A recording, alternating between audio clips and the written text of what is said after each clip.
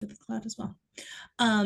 We do try and record a couple of our workshops. We'll also try and do a clean version of this, but we do post our workshops on our YouTube page so that we've got, we've got something for you to refer back to if you need to, or if you want to rewatch this and listen to my narration over and over again as you fall asleep at night, or whatever you might do.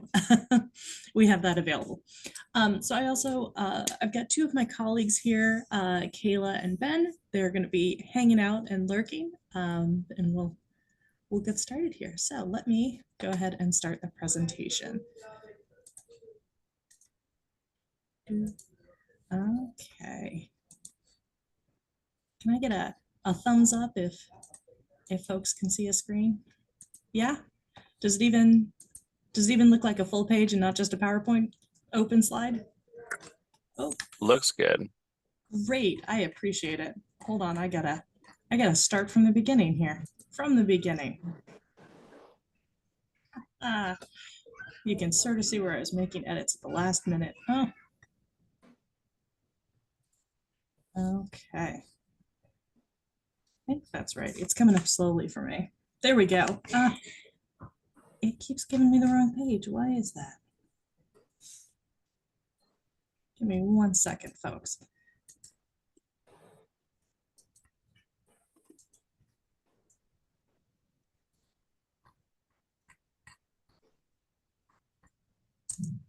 Okay, let's try that again in a slightly better format for me. From the beginning.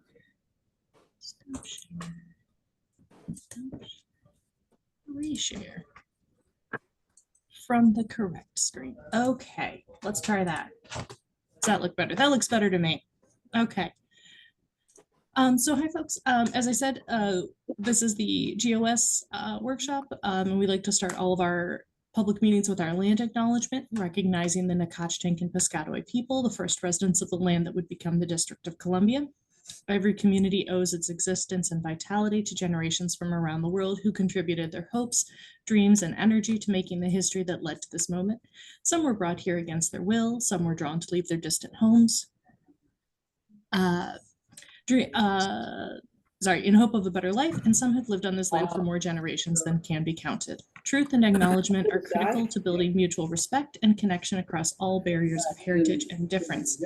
We begin this effort to acknowledge what has been buried by honoring the truth. We stand on the ancestral lands of the Nacotchtank and the Piscataway people. We pay respects to their elders past and present, and please take a moment to consider the many legacies of violence, displacement, migration, and settlement that bring us here together today. And please join us in uncovering such truths at any and all public events, and to use such truths to guide the legacy of this arts commission. All right. So a couple of things here. We do have a chat going. Feel free to drop questions in there. I'm going to try and go through as much as I can. And we've got some stop breaks here that are built into the presentation for Q&A. But if you have questions as we go ahead and drop them into our little meeting chat. We got some commission staff available who can answer some basic questions, or they'll hold for those Q&As and we can talk about them. So things you might want to use. So what we're going to go over here today, I'm going to do a quick overview of the General Operating Support Program, highlight anything that is new for this year, and there's not much, spoiler alert, not much has changed.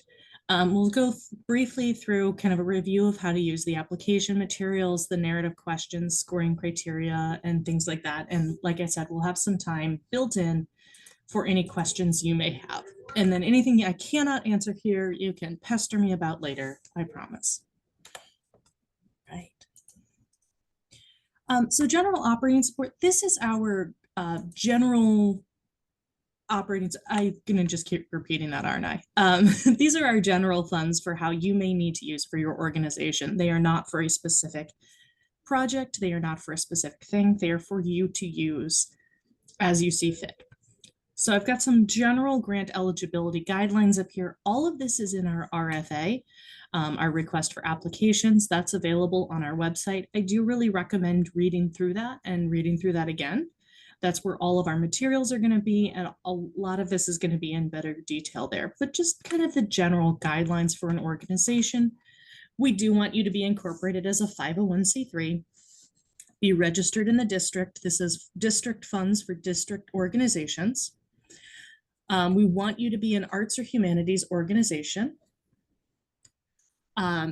We do want you to be, like we said, tax exempt. If you are a first timer, you do not have to have received funding through a DCCAH competitive grant in the last 2 years. So that's going to be our capacity building cohort. That's what you'll be listed in the grants portal. If you have never applied for a grant from us before, if this is your first time, then you're going to want to apply through capacity building. If you are a returning applicant, if you did receive funding in either 2020, our fiscal year 2024, or fiscal year 2025, we are currently in fiscal year 2025, then you are eligible to apply for the generalists category. That's our largest group. And if you go through capacity building, then we're going to drop you into the generalists after you complete a year there anyway. So many of you are going to be eligible for different categories, but just to reiterate, if you have never, ever applied for a grant from us before, if your organization has not applied for a grant from us before, you're going to be in the capacity building cohort. If you did receive a grant, either projects, events, or festivals, capital projects, any of our education grants, East Arts, then you're going to be eligible for the generalists category. If you have questions about your eligibility, feel free to reach out to us. We'll tell you where to go. And if you do apply for a category and we say, hey, we think you belong in a different category, we will reach out to you so that you know. In addition, we just want you to make sure that you are spending 51% of your activities within the District of Columbia. These are district dollars for district grants, and we want to keep supporting organizations within the city. All right. A lot of this is just general stuff, you know, be in good standing with other agencies. Clean hands, I'm going to talk about in a little while, and just general stuff. We do want you to have a brick and mortar address. We do not allow post office boxes as your organizational address. Okay. So a couple of things. If you apply for the General Operating Support Grant, you may be restricted from receiving other project-based grants. So a couple things to just keep in mind as you're formulating your applications. Any work that you put into your FY26 GOS request cannot be duplicated in another project request you may submit later in the year. So one of the examples we bring up for this a lot is if you are putting in, you know, a description of your programming for general support, and one of the things you do is you support field trips for a school or for some group of students, you cannot then apply to our field trip grant with the same program. You can do an expansion on it, but if we're in a category where you feel like work may be duplicated, please reach out to us so we can talk about it. And also, all GOS recipients may not receive a projects, events, or festival grant. If you are a first-time applicant, if your organization is applying for the first time and you're looking at the PEF grants and you're looking at the GOS capacity building, you can apply to both. You can only receive one. But that's something you can consider pulling together the applications for. We do have some projects, events, or festivals workshops coming up. You can find them on our Eventbrite page, just like you found this one. But you can, if you do apply for GOS, you can apply for some of our additional grants this year. If you have questions about any of them, again, as always, reach out to us. All right. So a couple of good details. The applications are open. They are open right now. They opened last week and they will close on April 22nd at 10 p.m. We do want your applications in. They are all to be submitted through our application portal, which I'll talk about in a bit. We do suggest you read through the RFA completely before submitting your application. If you have any problems or questions about your current accounts or anything with us, just touch base with your grant managers here. If you don't know who your grant manager is, you can always reach out to me. All of our applications are reviewed and scored by a panel of arts professionals, and the award amounts vary. Also, I should note, we will be online until 10 p.m. We'll make sure you know who to reach out to. I, in particular, will be online until 10 p.m. on that deadline if you run into any issues. So a couple of things about our paneling process, just so everybody knows. We divide our applicants into 3 categories: generalists, service, and capacity. So generalists is going to be most organizations, the vast majority. Service organizations, your programming is mostly aimed at other organizations. You're providing a service or support to other organizations in the city. And then capacity building is for those smaller arts and humanities organizations that have not previously been awarded a CAH grant. We do divide those cohorts into by budget size. So we base that on your total cash expenses for your most recently completed fiscal year, as we would see on your 990. And then the funding amounts are determined for each cohort based on that. I'm going to take that off. Any questions? I've seen a couple of things pop up in the chat here.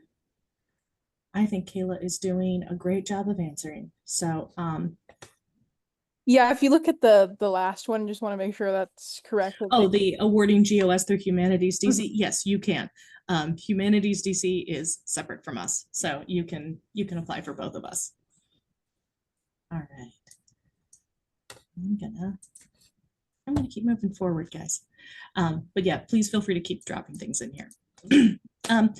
Something that is now happening, we do have a multi-year funding option available. This is going to be for not you first-timers. You can think about it. But for multi-year funding option, these are 2-year grants. They're paid out in 4 payments. We do require reporting. All of our grants, we do have a reporting requirement. And with the multi-year funding, if you applied for a grant in for FY25, a current year, and you are a GOS recipient, you can opt in to funding for FY26 around the same amount. And I've got another slide about that. If you are applying this year for the first time as a generalist, then you can opt in next year if you want. And if you are a first timer in the capacity program, this doesn't apply to you right now. So we started this thing, we implemented it last year. So we're trying to provide some options for stability and longer term planning with this multi-year 2-year funding option. To be eligible, you need to have received a GOS grant in 2 of the last 5 years and have a demonstrated track record of compliance. This is an opt-in funding choice. It is not a automatic default. So any organization who may already be receiving GOS funding, we are not operating under the assumption that you will go into this. We're going to wait for you to tell us. But if you do want to opt in, then you do not need to do the GOS application. There will be a separate application for you. It's going to be much shorter. And if I go to the next page, starting March 28th, so next week, there will be a short application in the same grants portal. It will have the same deadline of April 22nd. You do not have to submit the full application. If you do opt in, we're going to try to get as close to your current funding as we can. We have not yet finalized our budget, so it's all going to be dependent on the availability of funds, but we're going to try and keep as close to your current funding level as we can if you do opt into the second year. I know that seems like a lot, and if you have questions about that, please reach out to us. If you are brand new, then you are going to be, this is not going to apply to you yet. This is something you could consider next year when we're in FY27. I just saw a question come through since everyone goes through it. No, multi-year applications, we assume let me back up. All applications can be multi-year applications. The opting in is just a second year. You don't go through the same paneling process. You get opt out of the paneling process. We'll base your award on your current level of funding. Does that make sense? I'm willing to pause here. And if you feel like coming off mute and asking clarifying questions, that's okay. Hey, Carrie. So this Yeah. is Dior. How you doing? Good. How are you? Good, good. So if we are a generalist and we're applying this year, we would opt in to the two-year grant, the multi-year. If you are applying this year for the first time as a generalist, and I think you are, Yes. yes, you would opt in on 27. We would ask you in a year Oh, okay, if gotcha. you wanted Thank to you so opt much. in. Yeah. Yep. So if you are a current grantee as a generalist, we are asking you this year if you want to opt in for the coming year. Got it. And that would be the thing that, that's going to be the March 28th multi-year option that will show up, and we'll reach out and make sure you all know this. We do have, if you have further questions about this, you can always reach out to me or to Terrell, and we'll help you through it. Yeah. Thank you. Absolutely. Okay. Oh, I did have a Q&A already scheduled. That's so great of me. Look how clever I am. Okay. So let's do a quick just refresher of how to access the grants portal and things like that, and go through the pieces of the application, and we'll keep going. Right. So logging into the grants portal, all of our grants are accessed through our website. We are at dcarts.dc.gov. Go to the programs tab and select grants. That's going to bring you to a very long page with a lot of links on it. This is an older one because we have a lot of current funding opportunities. So this part in the TBA current funding opportunities is very full right now because we have GOS, eStarts, PEF, and PABC, and that is a lot of letters. We do have some additional links to assistance. We've got general assistance, we've got live chats, we've got office hours, we've got these workshops. So we are available a lot. We also, if you would like, and I'll mention this later, if you are interested in being a panelist, we're always looking. And I know Kayla would love to get your contact information. And then we also have some prior year RFAs, grantee directories, and down here at the bottom with my arrow pointing to it is the grant application portal link. That is going to take you to the grants portal. Big green button is if you are signing up for the very first time. Slightly smaller, significantly smaller right underneath it is going to be the sign in for logging back in. When you log in, you're going to find a whole lot of things like your open applications, your closed applications, your media library, and all of that good stuff. Your open applications are where you're going to find any current applications. Your closed applications are where we're going to find any applications from prior years. This is a really good time, I think, to check in on your media library and any samples and your contact names and information, just to make sure it's all up to date. I know that for some organizations, there's staff turnover during the year. Just make sure you've got the right email still listed so we can get in contact with you. For any of you who are existing grantees and current grantees, you will also find under your reports, probably your interim reports. Which is my helpful reminder that those are due at the end of April. But when you log into your open applications, you will find any current applications. Start a new one if you haven't yet, or you can find your way back here. But this is where you'll find any current applications. You do not need to submit this all in one go. You can start it today, work on it every couple of days, just so long as you get it in by 10 p.m. on April 22nd. All right, here we go. This is the operating support for generalists and service organizations. If you're a generalist or a service organization, you're going to end up in roughly the same category. We'll help sort that out later. If you're a capacity building organization, so a first timer with no prior grant history with us, then there's going to be a capacity building cohort for you. And we've got a couple of quick eligibility questions here. A lot of the stuff we brought up. These dates are going to be updated in here. This is a slightly older screenshot. Save and continue, and you will end up here in your application. A couple of things you can think about here is pull down some of the application questions into Word so that you can work on them offline. We like recommending that. It's good to draft and things like that. Copy and paste those pieces into the grants portal. Just a note, the portal does not have strong feelings about your fonts or formatting choices, so just keep that in mind, that it's just very basic text when it gets copied and pasted in. Just so you know, grant staff is available for reviewing application materials for compliance and completion up to 1 week prior to the deadline. That means as long as you have reached out to me and let me know that you would like to have a review by 10 p.m. on that April date before, which is April 15th, then you're on my schedule and we can touch base before the deadline.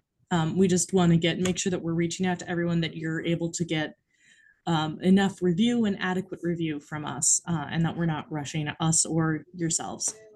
So just, yeah, if you are interested in getting reviews of your application materials for compliance and completion, just make sure you're on our schedules by, the evening of April 16th. Or the evening of April 15th, because April 16th we are closed. Any questions so far? I think we're okay. Yes, Carrie, there's another question. Sure. For the help. Is it in draft? As long as it's in draft, then you guys can review it. Okay, gotcha. Yeah, draft is better. We can, as long as things are draft and pieces are there, we can take a look at it. We can take a look from the back end. We should be fine. So don't feel like you have to submit it all and then say, oh, I needed to change that. Just leave it a draft until you've talked to us. Oh, perfect. Thank you. Yeah. All right. Okay, so a couple of writing tips. Keep a copy of the scoring criteria with you. Write to the criteria. Things we always like to recommend to folks: avoid buzzwords, avoid hyperbole, avoid making grand claims. If you're going to make claims in the application, you want to be able to back them up with support material and your work samples. If you are ever unsure about anything, I always recommend asking someone outside of the organization to read through your narrative responses and give feedback.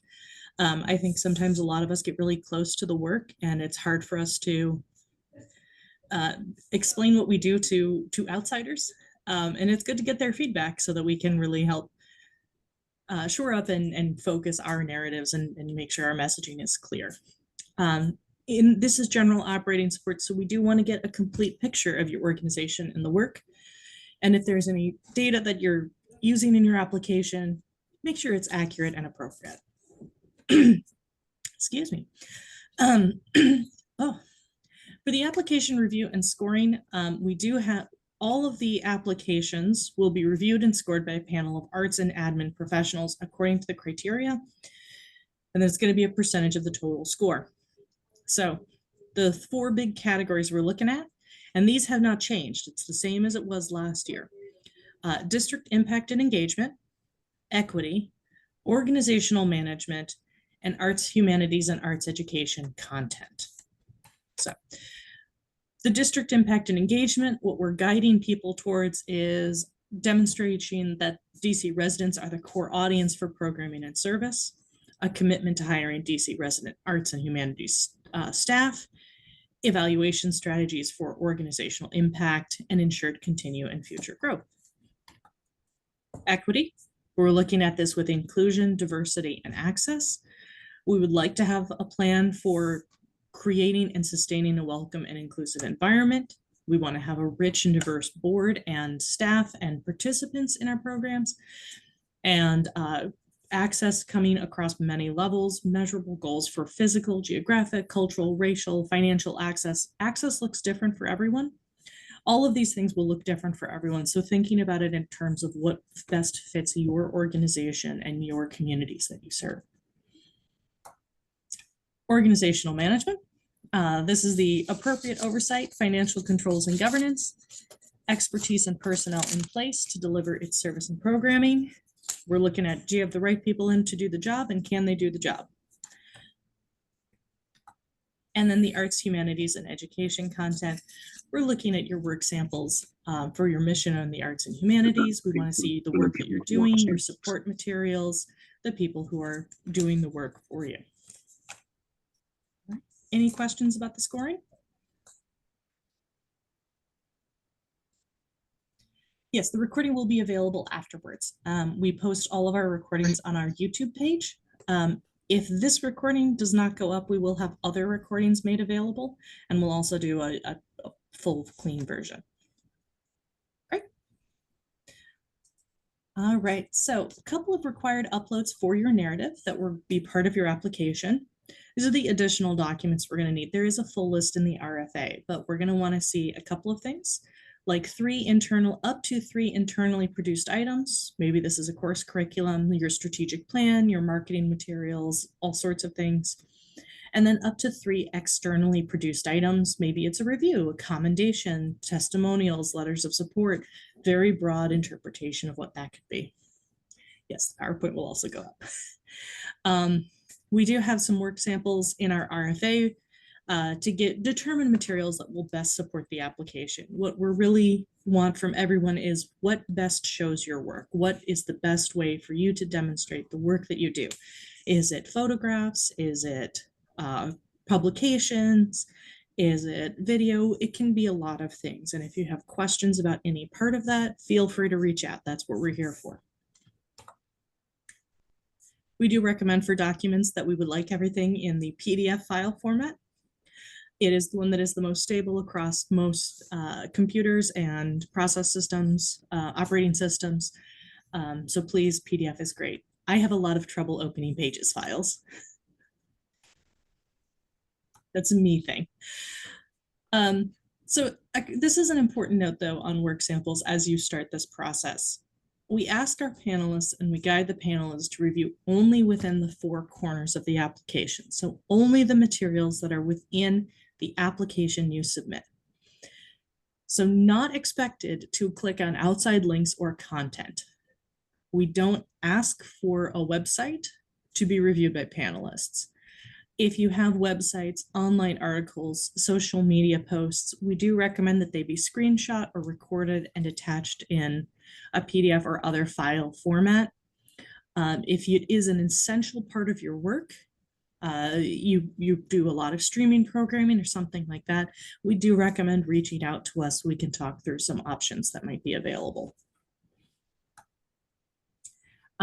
So we've got a couple of things to think about with the media uploads, and I'm going to get into that. This is going to be for your work samples and support materials if you've got video, photos, audio, documents, things like that. So in the application, you have a media library, and you also have a direct file upload. This is where you're going to put your media files into your media library. You can do a direct link from YouTube or Vimeo. It is built for that. We just ask that you double check that your recording isn't secret and so we can play it. We'll reach out if it's unplayable and we see that, we'll touch base with you and make sure we get that updated. We also ask that you title your work for us. If you have password protection or anything like that on your work, it's a great place to put it in the title. Or if you want to do a shorter time code, let's say you want to upload a recording of a program, it's an hour long. We would prefer it was about 5 minutes. Tell us which 5 minutes to go to. You don't have to go and cut out 5 minutes into a separate file. You can say, here's the link, but you should go to minute 17 and start there. Once things are updated, and in your media library, in your actual application, in the work samples and uploads place, you're going to have an option for a statement about your work samples, and then you're going to attach the media from the library. So it's going to get uploaded to the media library and then attached into the application. So make sure you're double checking your application as you go. So it's going to attach the media. It'll open a pop-up window. Always good to check for pop-up blockers when you're dealing with us, because we have so many things that open extra windows and you want to be able to see them. Okay. Just a tip about the uploads. When you go into the media viewer, you want to make sure that you can see them and play them. If you can see them and play them, we can see them and play them. And if you can't see them and play them, let us know so we can help with doing that kind of tech support. Like I said, we'll be checking everything on the back end after the applications are submitted, and we'll reach out if there are problems, but we do want to make sure we catch any problems before they start. Okay. So some manager tips that we have about work samples and support materials. Panelists are required to review the work samples, but they're not guaranteed to review work samples beyond a recommended number. We have that guidance in the RFA. We tend to think about it in terms of like 2 5-minute videos, around 20 pages of written work, a couple of things. You want to clearly name, label, and describe your work samples in the documents so that panelists know what they're looking at. And any kind of project-based grant you might do for this or another program, if it is the first time you're doing something and you're proposing it, some samples of similar projects completed will help us see that you've got the ability to execute this project. This is general operating support, so we're really looking at all of your programming. A couple additional things. I've mentioned a lot of this. It's great if double check that you can view and play your work samples before submitting. Recent work and that is most relevant to your application is great. Nothing too big or too complicated. And we recommend really thinking about the work samples that you choose. Are find the things that are going to have the biggest impact. More is not always better. It is sometimes just too much.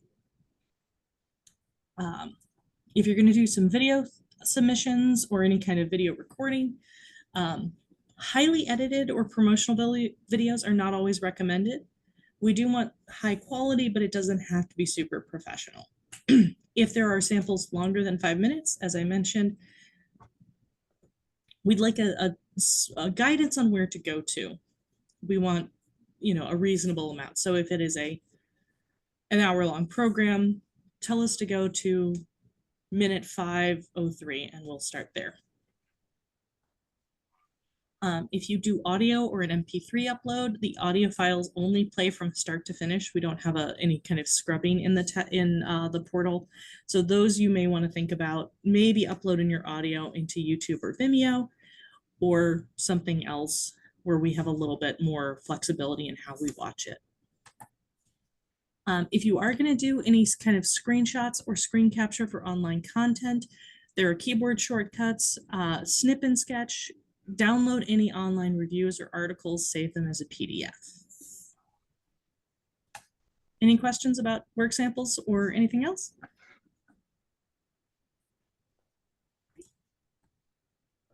Okay. So a couple of additional documents that we're going to ask for as part of the application. We're going to ask for your 990, your organizational budget, and in your projects and programs section, the projected costs. So what we're looking for here is kind of your past, your present, and your future. Your 990, we want the most recently completed one. The one that is complete has been audited and everything. That's going to tell us your past. Your present is going to be seen in your current organizational budget. And then in your projects and programs section, that's where we're going to look at the future and see what programming is coming up. We're also going to want to see from you a balance sheet for your most recently completed fiscal year, that current budget, and then a profit and loss statement from your most recently completed fiscal quarter. We do have a District of Columbia funding source form. This is also going to be required as part of the application. We're in the process right now of updating it. So keep an eye on it. It should be up within the week on our website. If you are looking for it and you're having trouble finding it, reach out to us, let us know, we'll send it out to you. We would also like your certificate of liability insurance. This is general coverage. We want your current one. We do ask for a waiver of subrogation and to be named as a certificate holder. If you do not know what I am talking about, please touch base with us. We will send you the language that we are asking for and a whole guidance. If you do know what I'm talking about, great. We are asking for the usual stuff. But we do want to have your general liability insurance on file. All we need is the cover sheet, I should mention. We don't need the full policy. I don't need a full 120 pages or so. So this is the funding source form, just as a preview. We are having a new one coming with the updated one.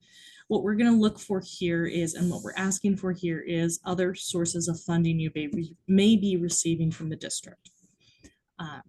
And we'll have some more guidance on this when it is available. We do have usually a how-to fill in on it so that you can see how we want it filled out and the questions we're asking. So we get some sample. And like I said, this is coming. So this is the certificate of liability. This is the page that I need. It's this Accord page. We do have language that we're going to ask for the direction of operations and the waiver. If you have questions about this, let me know. We will send you the question. We will send you the language and exactly what to ask for from your insurance provider. Excuse me. Other things we're going to ask for with this is your current board of directors. We'd like to know their roles. We'd like to know a brief responsibilities, and we'd like to know where they are. You don't have to give us full details as much as you feel comfortable with, but we'd like to know, at least a little sense of where they're living and where they're from. We're also asking for your resumes of your key personnel. That might be your executive director, your artistic director, your staff educators, anybody who's really key to the operations of your organization. Their roles, areas of responsibility. We'd love to, our panelists really need to be able to assess the skill level of the artists and administrators involved in the work that is being created, exhibited, or taught. So there's a required document upload that is going to also be in our RFA, but just shortly. IRS letter of determination, the 990, we want the most recently submitted one.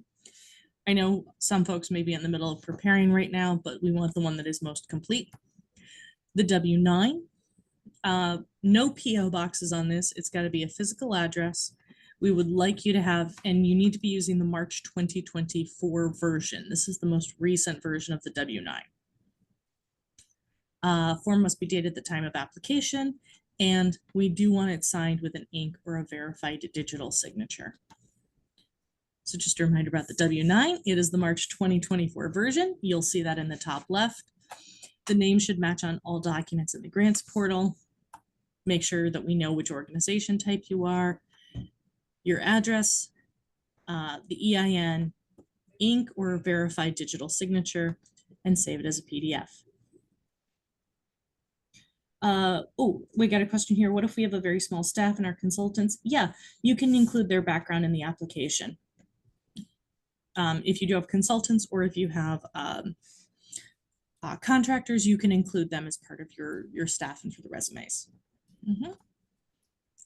We're also going to ask for, as part of these required documents, a certificate of clean hands, a statement of certification, and an organizational demographic overview form, which is not actually required right now at the time of application.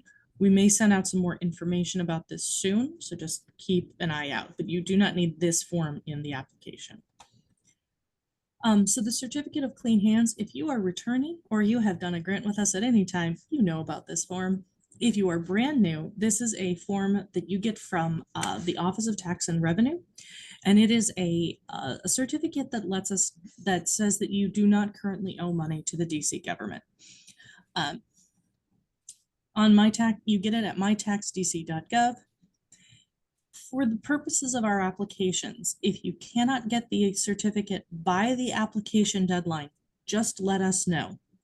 We just want to know what the situation is. It's okay if you cannot get it at the time of application, or if there is something going on, just loop us in so that we know what the situation is. That is okay if you don't have it. If you are returning, you do not need to do a full sign-in request for the certificate of clean hands. You can validate an existing one. There is a notice number in the top right-hand corner of your certificate. It starts with an L and then it has 12 digits after that. If you have that notice number and then the last 4 digits of your organization's EIN, you can validate the certificate of clean hands, and that will just pump out a new one for you. It is the fastest way to get this certificate ready. If you are brand new to this process, you will need to register with OTR and just get the first one. After that, you can validate. And it's much easier and much faster. But like I said, if you are having any issues or anything's going on, or you just can't get into it or anything at all, we know it's tax season and OTR is probably very busy. Just let us know if you're running into any problems so that we can help. Okay. Super. Our statement of certification is required for all of our grant programs. It's a very simple document. It just tells us who we are allowed to talk to about your grant. Usually this is yourselves or your grant manager or anybody like that. This is a 4-page document. You can get it on our website. The only pages we need to sign are the first page and the last page. So on the first page, sorry, we have someone at our door in our new office. We've got the organization name. It's a 501c3. We want your address. And for this, we do want to make sure that we're getting the right grant program. All of our grant programs do ask for this. We just want to make sure that you are filling it in for each grant program.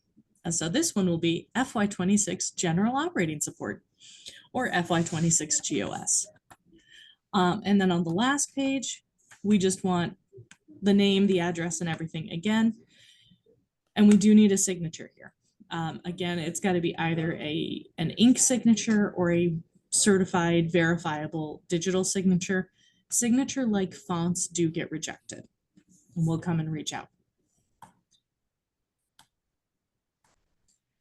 So a couple of tips on this, just to reiterate, do fill out a new statement of certification for each grant application. Don't just reuse an old file.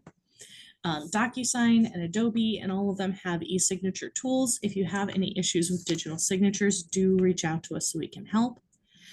For the certificate of insurance, ask for a sample of the form that we're going to need if you want to send it to your insurer so you can get that updated. For the certificate of clean hands, we do check your status multiple times during the grant cycle. That is partially required for our payment systems. If you do run into any issues or you come up as non-compliant, you can check, we can check. Usually it's pretty easy to resolve, but just keep an eye on it. You can validate it at any time. We can also validate it at any time. We just need that first one really. And then finally, with the PDFs, do try to upload all documents as a PDF. There are a lot of tools for converting file formats. It's just easier for everyone if we can have it as a PDF. I know I've said that several times. But it is easier for us to see, and it's also easier for anybody else. We are working off of Windows here. I cannot open easily any Mac-based files. So anything that comes through with pages or notes, it's hard for me to read, and I'll come asking for it. We do need the certificate of insurance with the application. If you have any questions about that or concerns about that, that's another thing. Reach out to us so we can talk about options.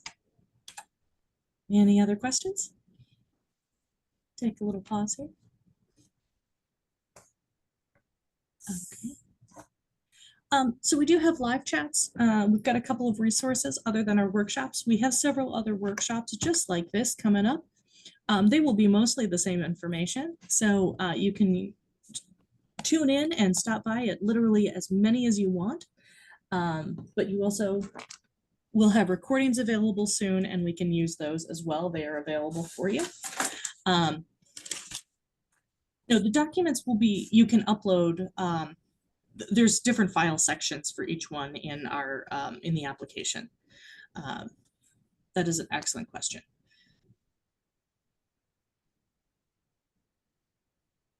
Just making a quick note to myself. So our live chats are every Friday from 2 p.m. to 3 p.m. They are all on Zoom. If you register for one and you get a link, you have the link for all of them. It is the same one. This is just an online chat conversation thing. It is very, very casual. There's no formal presentation for those. But if you just feel like you've got a question on a Friday afternoon, you can hop in, or you can hop in and listen and see what other people have. These live chats are for all of our grants that are open at this time. So you can come if you've got questions for GOS or eStarts or PEF, and somebody will be there to answer them. So those are every Friday from 2 to 3. We also have new this year in-person chats. You can visit us at our office here at 200 I Street Southeast. This is every Wednesday from 11 a.m. to 1 p.m.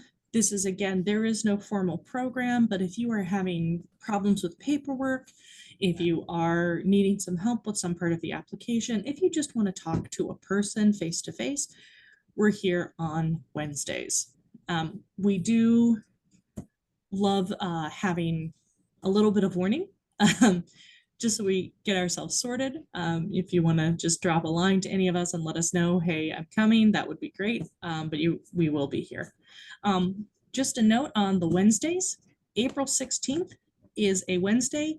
It is also offices are closed. That is DC's Emancipation Day that we observe, and so we will not be available on April 16th. That is a week before the deadline. But we'll be right back here ready to help on April 17th. So if you have a crisis on that Wednesday, it'll be okay. We'll be back in on Thursday. We'll solve it then.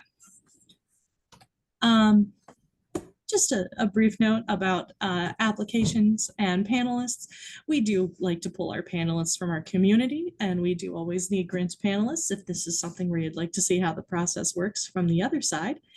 We love doing this. We do offer training, virtual training or training video. You will review assigned applications, work samples before the panel meeting. You'll make a panel, attend a one-day virtual panel and provide your final scores.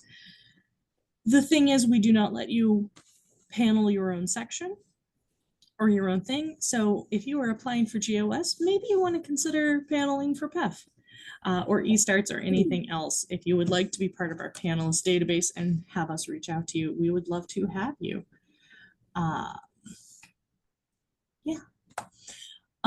So just an idea about the panel process. If you do decide to be a panelist, we've got about 3 to 4 weeks to review. And then the panel day tends to last anywhere between 4 and 7 hours. It's usually on the shorter end. And then we do offer a gift card. I'm going to leave this chunk up for a bit. This is our staff contacts for this program. Terrell Johnson, our senior grants officer, and myself. I am Carrie. You can reach out to us. I saw a couple of questions here about our staff available for virtual meetings as well as in person. We are.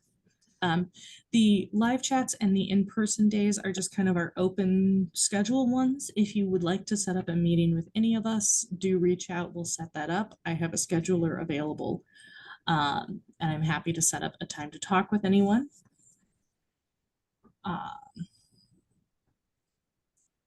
For most other questions, a lot of things we have answered in our RFA. Do photos have to be a specific DPI? Yeah, I think we've got a maximum that we want you to keep, stay under, but other than that, you're pretty okay. So yeah, we've got about 10 minutes left here. I'm going to make sure that I keep the contact information up. But I'm here to answer any questions for the next 10 minutes or so. But I'll try and answer some of these questions. The percentage of grants that are,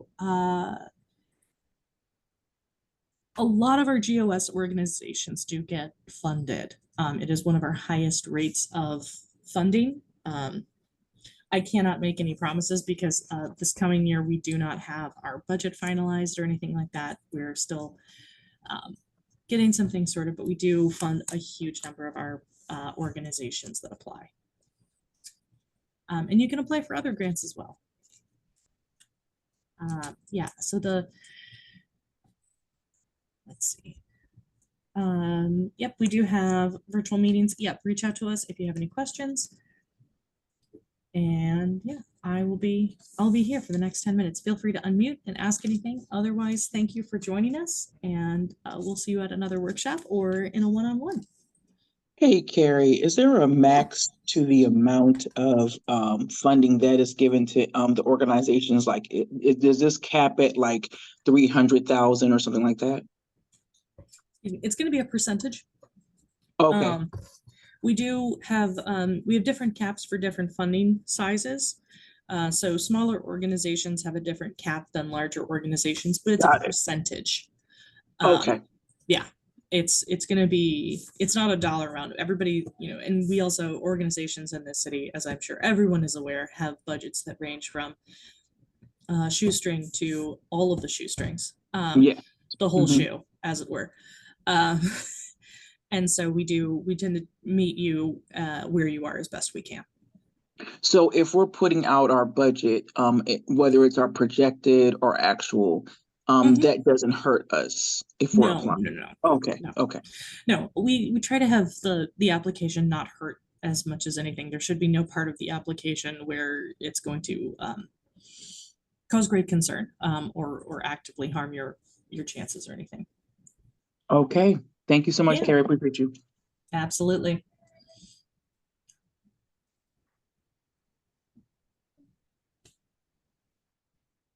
Hi, question Yeah. here. Sorry. Sure.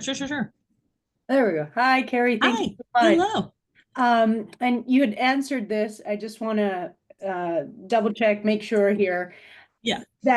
So we're looking into the multi-year funding opt-in, Yep. and that is opening Next Friday. next Friday. Yes. Put it on calendars.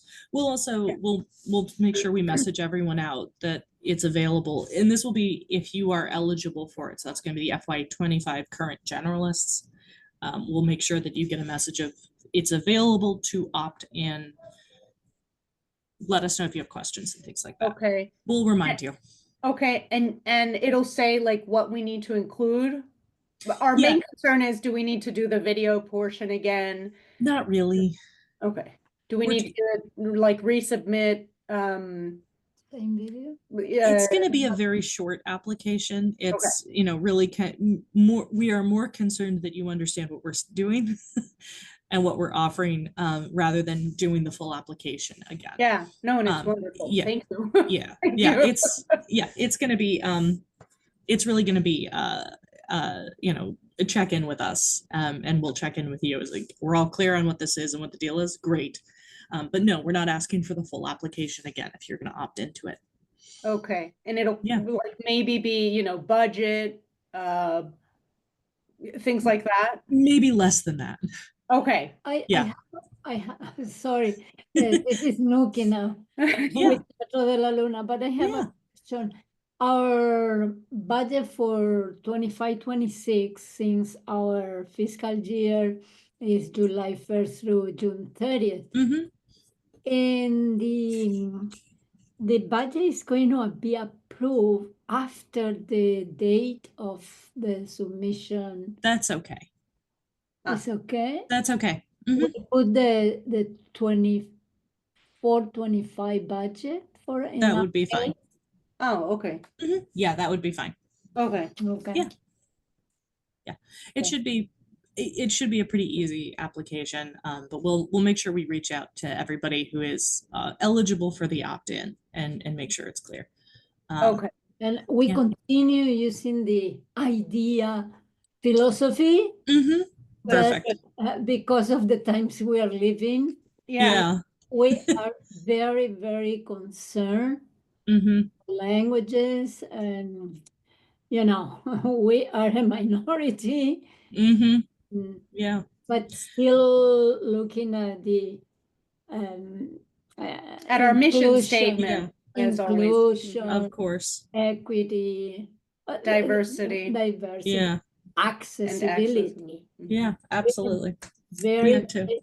very concerned about a play that we are doing now in English with Spanish simultaneous Super titles. subtitles. Yeah. Do you think that could be something that will hurt us, or we can go ahead and Yeah, do the Spanish, the translation for our people that don't speak English. yeah, that is totally fine. You That will res- not hurt us at all, or that will not hurt you. Okay, We have kept our we have kept all of our IDEA language in our program as well. No, wonderful. thank you, Yes. thank you, Thank thank you. you. Yeah, Thank you. Yeah. right.